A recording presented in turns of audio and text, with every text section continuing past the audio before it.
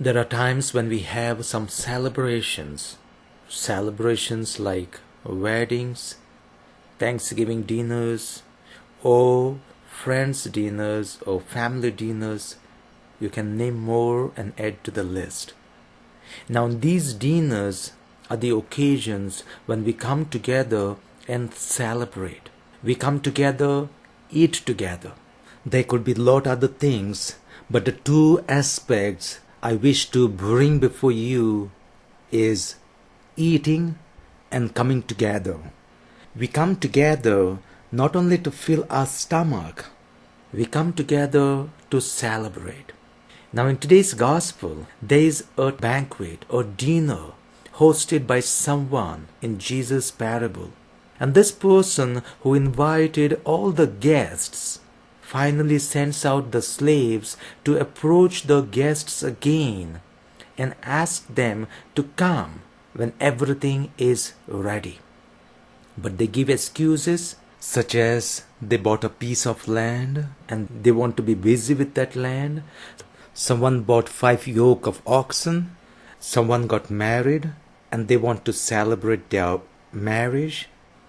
They all want to celebrate and spend time in their individual situations. The host of the dinner wanted all to celebrate together. Each of them had their individual reasons. One wanted to celebrate with the new property, the new land. One wanted to celebrate with the couple of oxen. One wanted to celebrate with the new spouse. No doubt there is celebration, there is joy there. But the person who hosts the dinner is calling them together.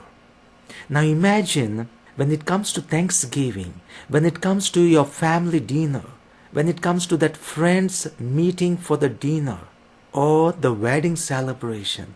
Each one is asking for the food they are going to eat. And they are individually going to go at a particular place on their own and eat that food separately. Or when it is time for the wedding celebration, all the relatives and friends want to go in different restaurants on their own, individually sit at the table and eat the meal.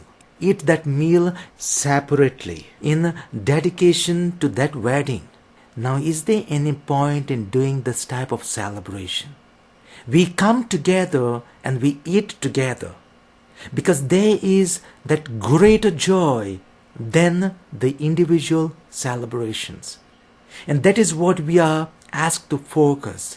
There is one, what they have in little, which they feel is enough, but they are called for that greater joy, which at times we never think. Now, taking us little differently in another dimension, God has lots and lots to give us, but what we feel is we have enough. We have enough of reasons to celebrate. We have enough of things to celebrate, and individually we may have enough of wisdom and we feel that we don't require any more. But that may not be enough, and to that intensity what God wants to give us. That something what God wants to give us is much bigger and greater.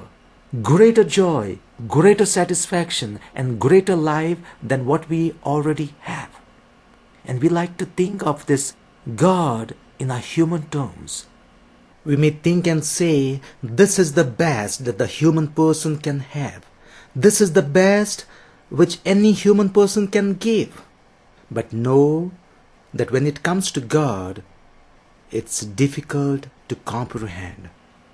We never know what God wants to give us.